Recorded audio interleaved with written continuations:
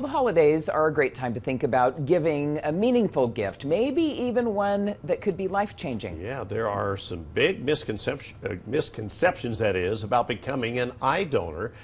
David Osmond is live at Utah Lions Eye Bank with what is true, what's not, and why saying yes could change a life. Good morning. Good morning to you guys. If you're the smartest person in the room, you're in the wrong room. But I have the right guy here in the room, the executive director, Chris Hanna of the Utah Lions Eye Bank. Interestingly enough, I just came in from California. I was with my uncle, and he was at a funeral recently of his brother-in-law who had a body surfing accident. And he had to go, and he was telling me this whole story just a few days ago about identifying the body. He'd already passed away, unfortunately, but he was on respiratory health because they were trying to salvage. He was a donor. His skin, his eyes, and so many other things, trying to make sure that those vital parts went to people and helping bless their lives. And that's what we're talking about today as we talk about that season of giving. I know we have our eye on Utah a lot at the station. We're literally doing that today with this eye center. Chris Hanna's here. Thank you so much for joining me Thanks today. for having me, David. Yeah, there's a lot of misconceptions, like Ron was saying, about eye donations and being a donor in general. But let's talk about this foundation. It's been around for about 53 years here in Utah. Tell me about the foundations, the originations of this organization, and also how it's evolved over the years. Well, the very first corneal transplant took place in 1905 in Czechoslovakia. But then in 1924, Helen Keller actually challenged the Lions clubs to become Knights for the Blind. And the Lions clubs got involved in developing eye banks across the country. And like you said, our eye bank was founded in 1972 right here at UHealth. All right, UHealth is where it's happening. This is right next to the Fashion Place Mall. You're just on the north side.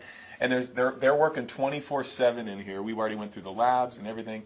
Tell me about the greatest need right now for this eye bank in particular. The greatest need, we always have a need for quality transplant corneas. Those obviously are then transplanted or implanted into a patient's eye who needs to have a transplant.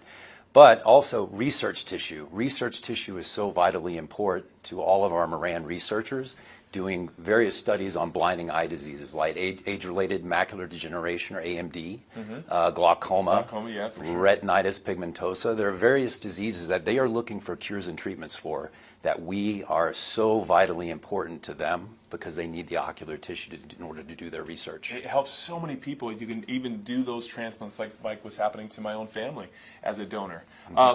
For the general public, for out there, I mean, this isn't something we talk about a ton. When you hear donor, sometimes you think heart, you think kidneys, some of the organs in that regard. Tell us, what are some of the myths and misconceptions about eye donation? Okay, yeah. So first of all, we work very, very closely with our partner, Donor Connect. They're the organized organ procurement organization for the state of Utah. They do all the solid organ procurement and transplantation in the state and the designated service area. But we can actually procure tissue after someone's heart stops beating. So we have up to 24 hours to actually procure that tissue. That's huge. And provide for transplant. It is huge. Some other misconceptions. So I'm too old to be a donor. You can be a donor all the way up to age 100 if need be. Now, someone says I have cataracts, my eyes aren't very good, I can't donate. Cataracts, not necessarily the case. Same thing. Poor eyesight is yet another misconception that a lot of folks have. Or if you have cancer. If you have cancer, they think, oh, I'm automatically excluded from being a donor. But unless it's ocular cancer for eye tissue, we can facilitate donation and still transplant those corneas into individuals who need them. Wow, that's huge. That's a big one too. There's possible transplant opportunities, but even if there isn't, there's still a lot of research that can be done to study those eyes and how we can help benefit those that have eye disease. Absolutely. So our age range is from age 2 to 80. That's for transplantable tissue. But outside of that age range, you can donate for research. We always, within that age range, we always try to procure or pursue tissue for transplant donation. But if for some reason, if a family or a decedent doesn't qualify for transplant, then we offer the family the option of donation for research. So for people at home that are watching that are like, okay, this is interesting, this is fascinating, maybe I want to become a donor, what's the process of doing so?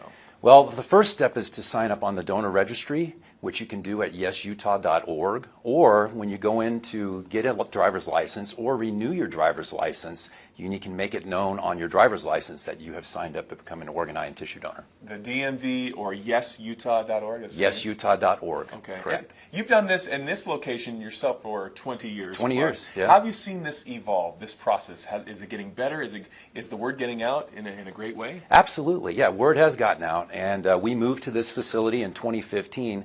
We had about 1,600 square feet at the Moran Eye Center, which we are a part of. And we realized that we needed to grow and expand. We moved to this central location in the valley. We now are able to process tissue in our ISO class clean rooms for surgeons. Cool. So basically we're preparing the tissue, customizing the tissue for the surgeon so he or she can perform their transplants. Nice, very cool. And then education to the general public, getting the word out. What's your process? What have you seen beneficial? And I know right now, especially the season of giving, it's a great way to get the word out. How can we help spread that Yeah, word you about know, donations? I know this is the season of giving. It's a season for families to get together, have that conversation with your loved ones. You know, it's more than just signing up on the donor registry or putting it on your driver's license. Make sure your family is aware of what your wishes are at that time. Of course, we're not hoping for anyone to be a donor now, but think about signing up now for a future gift, because you can help someone regain their sight, or researchers develop cures and treatments for blinding We eye hope disease. we all catch that vision, literally in every sense of the word, for being able to be a donor. Like you said, if you are a donor, let your family and loved ones know about it. Absolutely. Help spread the word to help more people get involved, but also after one passes, it helps ease that process and everyone's on the same page. Absolutely. It makes it so much easier for the family to make a decision if they know your wishes. If they don't know your wishes, they're really hesitant to make that I'm sure decision you've for you. seen people's lives change by eye donation. Absolutely.